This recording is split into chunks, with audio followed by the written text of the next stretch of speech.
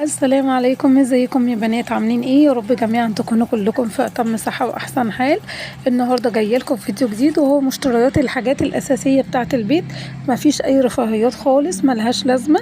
النهارده كنت كاتبه كل حاجه في لسته كده علشان خاطر لما ادخل كده المحل ما اجيبش حاجه او اتهور مثلا واجيب حاجات انا مش عايزاها.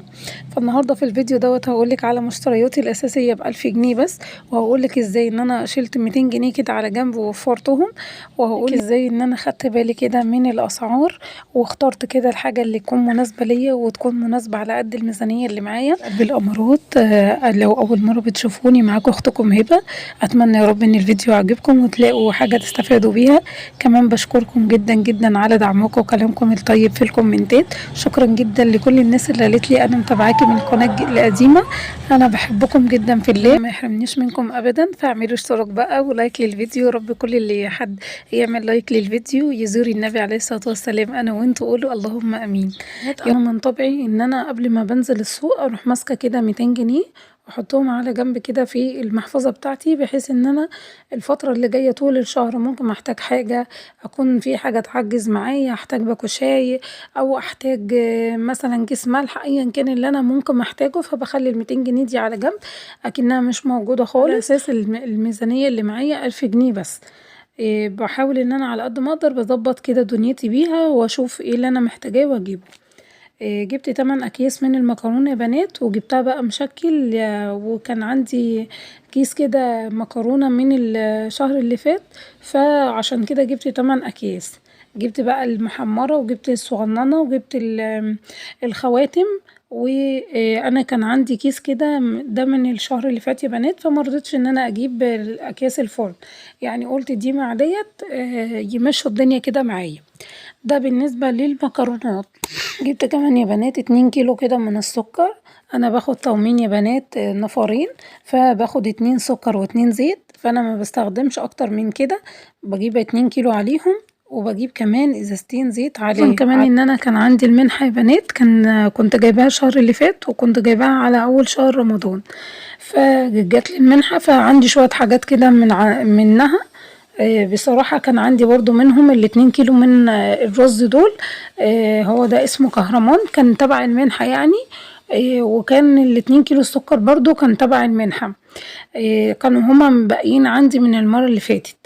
اما بقى بالنسبة للرز يا بنات، انا الكيلو الرز ده كان عامل 25 جنيه، فجبت 8 كيلو على ال2 كيلو اللي عندي. انا مزودة شوية رز الشهر ده لان احنا داخلين على عيد، يعني ان انا اشيل جزء كده من الحاجات اللي عندي. فكان متبقي عندي ال2 كيلو رز دول، وكان متبقى عندي الاتنين سكر. عايزه اقول لكم احنا داخلين بقى على العيد، فعلى قد ما تقدري ان انت تشيلي حاجه فشيليها. لو تقدري تشيلي علبه صلصه شيليها، لو تقدري تشيلي 2 كيلو رز او كيلو رز شيليها، حاجه كل ما الحاجه نفعت معاكي. كمان جبت 2 كيلو من الشعرية يا بنات. الكيلو الشعرية كان عامل 22 جنيه. في دي شعرية سايبة، انا بحب ان انا اجيبها علشان خاطر بتفرق معايا بصراحة في الكمية. اما زيت شطورة ده يا بنات، كان الازازة لتر كامل ب85 جنيه. انا بجيبها مع ازازة تانية ب55 جنيه، يعني بيمشوا الدنيا معايا. وعلى 2 بجيبهم في التومين، يعني ما بستخدمش حاجات فيها زيت كتير يعني. بحاول على قد ما اقدر ان انا امشي نفسي بيهم في اواخر يعني طول الشهر. وطبعا معايا مبلغ، مثلا معايا ال200 جنيه، لو احتجت مثلا نص كيلو زيت او ازازة زيت فبقدر ان انا اتصرف يعني واجيب. بنات بالظبط كانوا عاملين معايا 685 جنيه. آه، كل الحاجات اللي انتوا شايفينها دي طبعا بقى سبتلك 150 جنيه تقدري تجيبي بيهم بقوليات، عدس اصفر، عدس بجبة، تجيبي شوية توابل، انا عندي الحاجات ديت. فمعاكي 150 جنيه تقدري بقى تشكلي بيهم الحاجة اللي انت عايزاها. جبت كمان يا بنات كيلو من الدقيق، كان الكيلو عامل 23 جنيه، ده الكوثر. وانا كان عندي زي ما انتوا شايفين كده حوالي كيلو ونص. انا بصراحة مش بستخدم يعني معجنات كتير كده طول الشهر، ولكن يعني انا بخليهم مثلا لو عملت اي حاجة يعني كده في وسط في وسط الشهر. الكمية دي كويسة او كويسة، لان انا ما بعملش معجنات كتير. تعالوا بقى نشوف بند النظافة يا بنات. كيلو الصابون ده كان عامل 12 جنيه النهاردة، ولكن الكيس ده ب10 جنيه. انا قلت له كده حط لي كيسين وجبت كمان ازازة البريكس دي.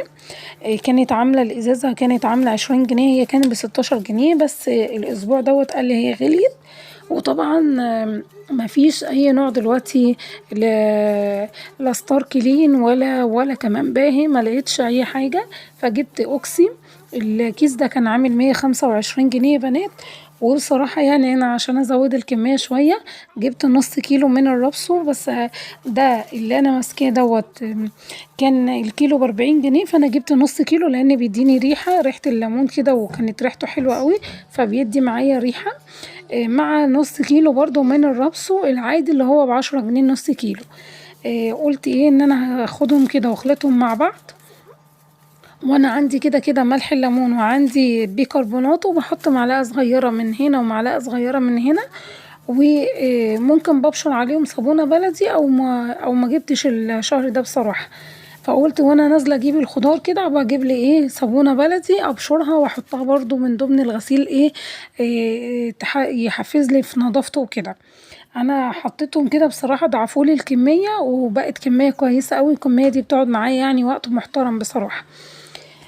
ولكن انا لو لقيت باهي طبعا باهي بيفرق معايا طبعا في الميزانية، لان باهي كان ب85، لكن دلوقتي قال لي بعد ما غلي بقى ب100. طب هو فين؟ احنا مش لاقيينه. طيب ستار كلين ده كان اصلا من 50 جنيه ل80 جنيه، يعني بصوا شايفين الفرق؟ زودوا الفرق بين الاتنين قد ايه؟ يعني تزودوا 30 جنيه مرة واحدة. وربنا المعين وربنا المستعان، وربنا يا رب دايما يجعل في بيوتكم خير وبركة، ويجعلكم يا رب دايما مستورين، ويجعل دايما بيوتكم مستورة بإذن الله. انا قلبتهم كده مع بعض، وبصوا بصراحة عملوا لي كمية حلوة، وكمان الريحة كانت حلوة قوي. هو هيكفي الشهر كله؟ لا طبعا يا بنات، هو بيكفيني يعني حوالي اسبوعين. ولكن بعد كده انا ممكن وانا نازلة مع مشتريات الخضار ببدأ ان انا اجيب صابون، واجيب مثلا سبونج او اجيب سلك، يعني على حسب ما انا اكون محتاجة. كمان يا بنات حبيت الشهر دوت ما اجيبش اي بقى لا شاور جل ولا اجيب شامبو. قلت يعني هجيب كده بالاكياس الصغيرة، كل اسبوع اجيب حاجة كده، واجيب صابونة معايا كده برضو بتقعد معايا يعني فترة محترمة بصراحة. ف يعني حبيت ان انا الم الدنيا على قد ما اقدر، ما حبيتش ان انا اجيب لا صوصات بقى ولا اهدر في الميزانية، لان انا كنت راجعه معايا الفيديو اللي فيه لحوم، انا جايبة لحوم يعني بمبلغ كويس، فهو خد جزء كبير جدا من الميزانية اللي معايا. فحبيت ان ديت تعوض ديت. فخليكي دايما ان انتي لما مثلا تكوني جبتي حاجة وجبتيها مثلا بمبلغ اكتر شوية من اللي انتي محدداه، فحاولي تعوضيه بقى من اي بند تاني، سواء بند بقى كان خضار، بند خزين، اي بند تاني. حاولي على قد ما تقدري في من الحاجات برضو اللي انا بقيت اخد بالي منها برضو يا بنات. يعني ايه بشيل الشنط بتاعت السوق. الشنط دي بتنفعني بقى في اعزكم الله، شنط الكمامة بصراحة بتوفر لي برضو، يعني لما بكون مزنوقة قوي قوي مش بجيبها بصراحة، وبستخدم الشنط ديت وبتمشي وبتمشي الدنيا بقى. الحاجات اللي كانت بتهدر معايا قوي ان انا انزل اجيب صوصات واجيب شوية حاجات، وكل اللي يعجبني اجيبه. وبرجع كمان بكون زعلانة قوي لاني بلاقي نفسي دفعت مبلغ محترم، ولكن خدت بالي بصراحة اني لا الشهر دوت انا مش هعمل صوصات ولا هجيب شوكولاتات ولا الكلام ده كله. انا عندي يا دوبك علبة نوتيلا في التلاجة، فدي هتمشي معايا الدنيا شوية. ولكن انا صوصات ممكن اعملها في البيت، يعني زي مايونيز، زي الكاتشب ده يتعمل في البيت ويلم الدنيا. حتى لو عملت اكلات تحتاج مثلا التونة السورية والكلام ده كله هعملها في وقتها.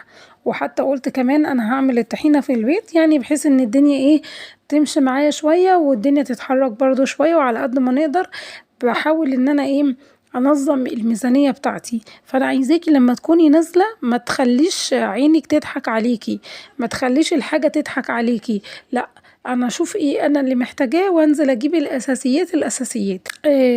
حاولت على قد ما اقدر ان انا الم الدنيا والم الميزانية، خصوصا ان احنا داخلين بقى على دخلة عيد. وكمان بيني وبينكم كده كنت يعني نفسي اجيب للبنات يعني كل واحدة بيجامة كده، انا بحب يعني يوم الوقفة يكونوا لابسين حاجة جديدة، فحبيت ان انا الم الدنيا كده على قد ما اقدر وربنا المستعان.